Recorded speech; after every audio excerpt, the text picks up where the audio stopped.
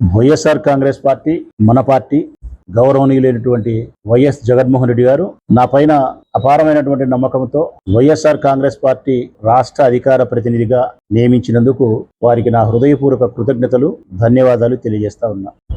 ఆయన ఇచ్చిన ఈ బాధ్యతను నేను పదవిగా భావించడంలే, బాధ్యతగా భావిస్తాను. నా బాధ్యతను సక్రమంగా నిర్వర్తించడానికి నా శాయశక్తులా ప్రయత్నిస్తా. ఈ రాష్ట్ర ప్రభుత్వం ప్రజలకిచ్చిన వాగ్దానాలను తుంగలో తొక్కి అవి ప్రజలు ప్రశ్నించకుండా ఉండడానికి డైవర్షన్ పాలిటిక్స్ చేస్తా ఉంది, తప్పుదోవ పట్టిస్తా ఉంది.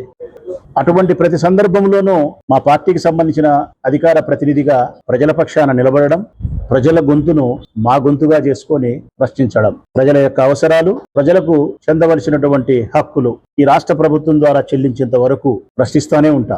ఏదైతే ఈ రాష్ట్ర ప్రజలకు ఆయన వాగ్దానం ఇచ్చి అబద్ధాలన్నీ చెప్పి అధికారంలోకి వచ్చినాడో, చెప్పిన ప్రతి వాగ్దానాన్ని ఈ రాష్ట్ర ప్రజలకు అందించేంత వరకు మా గొంతు మూగబోదు, ప్రశ్నిస్తూనే ఉంటుంది. అది ప్రతి ఆడపిల్లకు 1500 రూపాయలు కావచ్చు, 50 ఏళ్లకు పెన్షన్ కావచ్చు, అందరికీ అమ్మఒడి కావచ్చు, ఉచిత ఇసుక కావచ్చు, విద్యుత్ బిల్లులు పెంచకుండా ఉండడం కావచ్చు. ఒకటేమిటి, ఆయన చెప్పిన ప్రతి వాగ్దానాన్ని ఈ ప్రజలకు ఆయన నెరవేర్చేంత వరకు వైఎస్ఆర్ కాంగ్రెస్ పార్టీ ప్రశ్నిస్తూనే ఉంటది. ఆ పార్టీకి సంబంధించిన అధికార ప్రతినిధిగా జగన్మోహన్ రెడ్డి గారు నాకు అప్పచెప్పిన బాధ్యతను సక్రమంగా నిర్వర్తిస్తూనే ఉంటా. ఒక మాటలో చెప్పాలంటే, సత్య హరిశ్చంద్ర నాటికలో నక్షత్రకుడు ఏ విధంగా అయితే హరిశ్చంద్రుని వెంటబడినాడో, వైఎస్ఆర్ కాంగ్రెస్ పార్టీ కూడా ఈ రాష్ట్ర ముఖ్యమంత్రి గారి వెంట నక్షత్రకుని మాదిరే వెంటబడుతుంది ఈ రాష్ట్ర ప్రజలకు ఇచ్చిన వాగ్దానాన్ని నెరవేర్చే విషయంలో. ఇక ఈనాటి ప్రధానమైనటువంటి విశేషాన్ని ప్రస్తావించాల్సి వస్తే, డైవర్షన్ పాలిటిక్స్. 4 నెలలైంది ముఖ్యమంత్రి గారు అధికారంలోకి వచ్చి, చంద్రబాబు నాయుడు గారు అనేక రకాల వాగ్దానాలు ఇచ్చినాడు. ఇంతకుముందు నేను చెప్పినట్టు ఏ ఒక్క వాగ్దానాన్ని కూడా నెరవేర్చలే. సామాజిక పెన్షన్ తప్ప, అది రొటీన్, అందరూ చేసే వ్యవహారమే. ఇక ప్రత్యేకించి గ్యాస్ సిలిండర్లు చేయలే, ఉచిత బస్సు చేయలే, 1500 రూపాయలు ప్రతి ఆడపిల్లకి ఇచ్చేది చేయలే, 50 ఏళ్లకు పెన్షన్ చేయలే, ఉచిత ఇసుకను చేయలేకపోయినారు. ఏ పథకాన్ని కూడా అమలు పరచలే. ఒకవైపు విజయవాడలో వరదలు వస్తే 100లో 10% కూడా వరద బాధితులను సంరక్షించే ప్రయత్నం చేయలేకపోయినాడు, గాలి వదిలేసినాడు. అసలు వరద వచ్చేదానికి, విజయవాడ మునిగిపోయేదానికి, కొన్ని వేల మంది ఎఫెక్ట్ అయ్యేదానికి కారణం ముఖ్యమంత్రి గారే.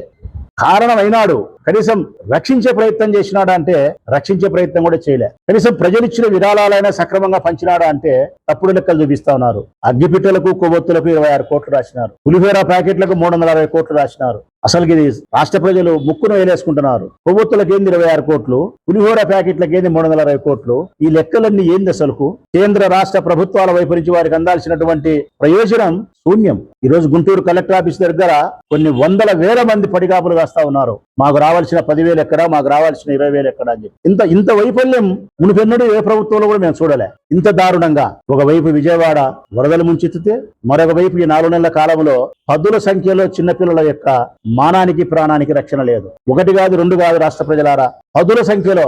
ఇది అమానుష్యము, దుర్మార్గమైనటువంటి చర్య, పైశాచికమైనటువంటి చర్య. 5, 6, 7, 8, 10 సంవత్సరాల ఆడపిల్లలను మానభంగం చేసి చంపేస్తున్నారు. శవాలు కూడా గల్లంతైతున్నాయి, మృతదేహాలు కూడా దొరకడంలే. ఈ ప్రభుత్వం నిమ్మకు నీరెత్తినట్టుంది, గాలి వదిలేసింది లాండ్ ఆర్డర్ ను. స్త్రీల యొక్క మాన ప్రాణాల సంరక్షణ నిన్నలేమన్నా జరిగింది. మళ్ళా పుంగనూరులో మా లీడర్ 9వ తారీఖున అక్కడికి మళ్ళీ పరామర్శించడానికి పోతా ఉన్నాడు. నంద్యాల జరిగింది, పుంగనూరులో జరిగింది. ఎన్ని హత్యలు జరిగినాయి ఇప్పటికీ? ఈ ప్రభుత్వం ఏర్పడినప్పటి నుంచి ఈ రాష్ట్రంలో స్త్రీలకు గాని, చిన్న పిల్లలైనటువంటి ఆడపిల్లలకు గాని ప్రాణాలకు, మానాలకు రక్షణ లేదు. ఇది పూర్తిగా ఈ ప్రభుత్వం యొక్క వైఫల్యమే.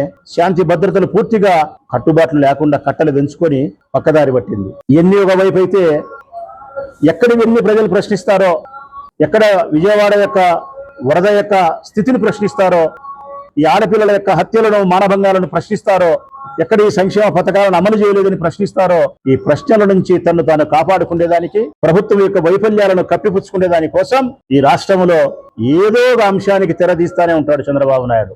ఎప్పటికప్పుడు ఒక అంశాన్ని తెర మీదకి తీసుకొచ్చి అది ప్రజల హృదయాలలో విషబీజాన్ని నాటి వాళ్ళ మెదడులు తుడిసివేసే విధంగా ఒక ప్రశ్నను వదిలించి కొన్నాళ్ళు తప్పించుకొని తిరగడం. హైదరాబాద్లో అయితే హైడ్రా అంటున్నారు, మన ఆంధ్రప్రదేశ్లో అయితే తిరుపతి లడ్డు అంటున్నారు. తిరుపతి లడ్డు యొక్క పవిత్రతకు భంగం వాటిల్ని చెప్పి తెర మీదకి తీసుకొచ్చినాడు. ఇవన్నీ మర్చిపోయేదానికి డైవర్షన్ పాలిటిక్స్. ఇట్లా ఎన్నాళ్ళు కప్పిపుచ్చుకోగలుగుతాడు ఆయన? 1 రోజు, 2 రోజులు, వారము, 10 రోజులు, నెల, 2 నెలలు, 3 నెలల కాలం, 6 నెలల కాలం తప్పించుకోగలుగుతాడు ఏదో ఒక అంశాన్ని తెర మీదకి తెచ్చి. ఆ తర్వాత అన్నిసార్లు అంతమంది ప్రజలను మనం మోసం చేయలేము ముఖ్యమంత్రి గారు. కొన్నిసార్లు మాత్రమే, కొంతమందిని మాత్రమే, కొన్ని సందర్భాలలో మాత్రమే మోసం చేయగలుగుతాం. అన్ని సందర్భాలలో అందరినీ అన్ని వేళలా మనం మోసం చేయలేం. ఈ సిద్ధాంతం తెలుసుకోవాల్సిన అవసరం ఉంది. 6 నెలల కాలం తర్వాత అయినా ఈ అన్ని ప్రశ్నలకు ప్రజలకు నువ్వు సమాధానం చెప్పాల్సి వస్తుంది. ప్రజలకు నువ్వు ఇచ్చిన వాగ్దానాలు నెరవేర్చాల్సి వస్తుంది. ఇప్పుడు ఎన్నికలు పెడితే రాష్ట్ర ప్రజల అభిప్రాయాన్ని స్పష్టంగా చెప్పగలుగుతా. ఈనాడు ఎన్నికలు జరిగితే అదే 164 సీట్లు వైఎస్ఆర్ కాంగ్రెస్ పార్టీకి వస్తాయి. అదే 11 సీట్లు తెలుగుదేశం పార్టీకి వచ్చే పరిస్థితి. 4 నెలల కాలంలో ఒక ప్రభుత్వం యొక్క గ్రాఫ్ ఇంతగా పడిపోయినటువంటి దుస్థితి ఈ దేశ చరిత్రలోని మరొక పార్టీకి లేదు. దీనికి కారణం చంద్రబాబు నాయుడు యొక్క ప్రభుత్వం వైఫల్యం చెందడమే. తిరుపతి లడ్డును తెర మీదకి తీసుకొచ్చినాడు. అందులో జంతువుల యొక్క కొవ్వు కలిసి కలసలేదు నెయ్యిలోని ఈవో గారు స్పష్టంగా చెప్పినప్పటికీ ముఖ్యమంత్రి గారు మాత్రం చూసినట్టు లడ్డును ఆయనే తయారు చేసినట్టు జంతువుల కొవ్వు అందులో కలిసిందని చెప్పి దుర్మార్గమైనటువంటి ప్రచారాన్ని భారతదేశ వ్యాప్తంగా కాదు ప్రజలారా, ప్రపంచవ్యాప్తంగా ఆ ఏడుకొండల వారిని కొలిసే ప్రతి భక్తుని మనసులో ఒక అనుమానాన్ని రేకెత్తించినాడు. ఒక అనుమానపు బీజాన్ని వేసినాడు. మనల్ని బాధకు గురి చేసినాడు. పవిత్రతకు భంగం కలిగిందేమో, నేను కొలిసే నా ఆరాధ్య దేవైన ఏడుకొండల వాని యొక్క పవిత్రతకు, వారి ప్రసాదానికి భంగం కలిగిందని చెప్పి ప్రతి భక్తుడు బాధపడే పరిస్థితికి నువ్వు శ్రీకారం చుట్టినావు, తెరదీసినావు. ఒకవైపు ఈవో చెప్తా ఉన్నాడు, 4 ట్రక్కులు మేము వెనక్కి పంపించినాం. జంతువుల యొక్క కొవ్వు ఉండబడినది నెయ్యిలో కలిసి జరగలేదు. స్వామివారికి పెట్టిన నైవేద్యం గాని, భక్తులకు విక్రయించినటువంటి లడ్డులో గాని అపవిత్ర జరగలేదని చెప్తా ఉన్నాడు. స్వయంగా గౌరవ సుప్రీంకోర్టు వారే ఎన్నో మాటలు ప్రశ్నించినారు, ఎన్నో ప్రశ్నలు ఈ ప్రభుత్వాన్ని. ఈ ప్రభుత్వానికి కొంచెమైనా సిగ్గు శరం ఉంటే ఆలోచించాలి. కల్తీ జరగలేదని ఈవో గారు చెప్పిన తర్వాత ఏ విధంగా ముఖ్యమంత్రి గారు ప్రకటన చేస్తారు బాధ్యతాయుతమైన పదవిలో ఉండని సుప్రీంకోర్టు, గౌరవ సుప్రీంకోర్టు ప్రశ్నిస్తా ఉంది. 4 ట్రక్కులు వెనక్కి పంపించినాము కలపలేదని చెప్పిన తర్వాత ఏ విధంగా కల్తీని సుప్రీంకోర్టు అడుగుతా ఉంది. ఒక్క ల్యాబ్ కాకుండా మరొక ల్యాబ్ సెకండ్ ఒపీనియన్ ఎందుకు తీసుకోలేదని చెప్పి కోర్టు ప్రశ్నిస్తా ఉంది. దర్యాప్తు చేయకుండా, దర్యాప్తు సమాచారం నీకు లేకుండా కల్తీ జరిగిందని ప్రకటన ఏ విధంగా చేస్తావని చెప్పి సుప్రీంకోర్టు అడుగుతా ఉంది. నీవు కల్తీ జరిగిందని చెప్పిన తర్వాత సిట్టు నేస్తే ఆ సిట్టు నీ అభిప్రాయానికి విలువనిచ్చి తప్పుడు దర్యాప్తు చెయ్యదా అని చెప్పి పరోక్షంగా ప్రశ్నించింది. ఇన్ని ప్రశ్నిస్తే ఈ ప్రపంచ వ్యాప్తంగా ఉండబడినటువంటి ఆ ఏడుకొండల వారిని ఆరాధించే భక్తులందరికీ మనస్సు తేలికైంది.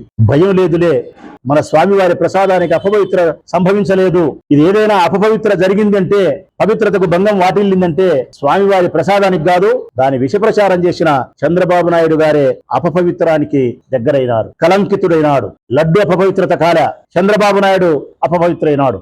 ఇప్పటికైనా ఎప్పటికైనా ఆ శ్రీనివాసుని దయ వలన సత్యమే నిరూపణ అవుతుంది. అందుకే ఈ రాష్ట్ర ప్రభుత్వం చేత ఏర్పాటు కాబడినటువంటి సిట్టును రద్దు చేసింది సుప్రీంకోర్టు. 2 రోజులు 3 రోజులు దర్యాప్తు చేసిన సంస్థను వద్దు అని చెప్పి సుప్రీంకోర్టు ఆర్డర్ వేసిందంటే అర్థం ఈ రాష్ట్ర ప్రభుత్వం ద్వారా ఏర్పాటు కాబడినటువంటి దర్యాప్తు సంస్థ నిజాయితీగా దర్యాప్తు చేయదని భావన. అందుకే సిబిఐ వారి ఆధ్వర్యములో, ఆ డైరెక్టర్ యొక్క ఆధ్వర్యములో వారు ఉండి, మరొకిద్దరు రాష్ట్ర ప్రభుత్వం చేత నియమించబడిన పోలీస్ అధికారులుండి, ఫుడ్ కమిటీ సెక్షన్ సంబంధించిన అధికారులు మరొకరుండి, ఈ 5 మంది ద్వారా ఇండిపెండెంట్ గా స్వతంత్రమైనటువంటి ప్రతిపత్తి కలిగినటువంటి ఈ దర్యాప్తు సంస్థనే దర్యాప్తు చేస్తుందని చెప్పి సుప్రీంకోర్టు చెప్పింది. ఇక్కడికైనా రాష్ట్ర ప్రభుత్వానికి అర్థమైండాల మన మీద ఎంత నమ్మకం ఉంది సుప్రీంకోర్టుకు అనేది, చంద్రబాబు నాయుడు గారి ప్రభుత్వం పైన ఎంత విశ్వసనీయత ఉంది సుప్రీంకోర్టుకు అనేది ఇప్పటికైనా ముఖ్యమంత్రి గారికి అర్థమైండాల. ప్రపంచ వ్యాప్తంగా ఉండబడిన ఏడుకొండల వారి భక్తులందరికీ నేను విజ్ఞప్తి చేస్తాను వినయపూర్వకంగా, మనం కొలిసే మన స్వామి యొక్క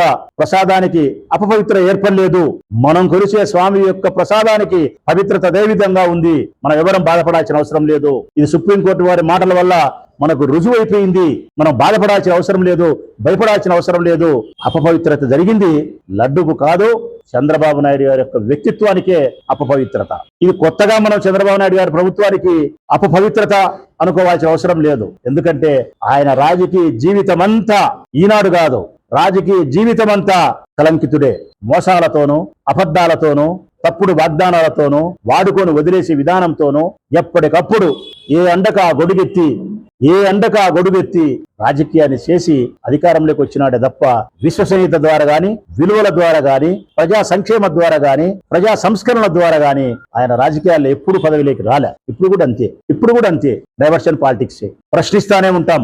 వైఎస్ఆర్ కాంగ్రెస్ పార్టీ వైపు నుంచి ప్రజల యొక్క హక్కులను కాపాడడానికి, ప్రజల యొక్క అవసరాలను తీర్చడానికి, చంద్రబాబు నాయుడు గారు వారికి ఇచ్చిన వాగ్దానాలు నెరవేర్చడానికి, ప్రతి మహిళకు 1500 రూపాయలు ఇప్పించడం కోసం, 50 సంవత్సరాలకే పెన్షన్ ఇప్పించడం కోసం, ఉచిత ఇసుకను ప్రజలకు అందించడం కోసం, కరెంటు బిల్లులు పెంచకుండా ఉండడం కోసం, అమ్మఒడి అందరికీ ఇచ్చేదాని కోసం, 3 గ్యాస్ సిలిండర్లు ప్రతి సంవత్సరం ఉచితంగా ఇచ్చేదాని కోసం, ఉచిత బస్సులు ఏర్పాటు చేసేదాని కోసం, చేనేతలకు మగ్గం నేస్తా ఉంటే కరెంటు ఉచితంగా ఇచ్చేదాని కోసం, దళిత బిడ్డలకు కరెంటు ఉచితంగా ఇచ్చేదాని కోసం, 20 లక్షల ఉద్యోగాలను నిరుద్యోగ యువతకు కల్పించేదాని కోసం, ఈ రాష్ట్రానికి పరిశ్రమలు తీసుకొచ్చేదాని కోసం నువ్వు ఏమైతే మాట ఇచ్చినావో ఆ పరిశ్రమలు తెచ్చిపెట్టేదాని కోసం, ఒక్కటేమిటి, నువ్వు చెప్పిన ప్రతి వాగ్దానాన్ని నీ మెడలు వంచి ఈ రాష్ట్ర ప్రజలకు అందించేదాని కోసం వైఎస్ఆర్ కాంగ్రెస్ పార్టీ నాయకత్వంలో మేము గట్టిగా ప్రశ్నిస్తాం. రాష్ట్ర అధికార ప్రతినిధిగా నా బాధ్యత నేను సక్రమంగా నిర్వర్తిస్తానే ఉంటానని చెప్పి ఈ రాష్ట్ర ప్రభుత్వానికి తెలియజేస్తూ సెలవు.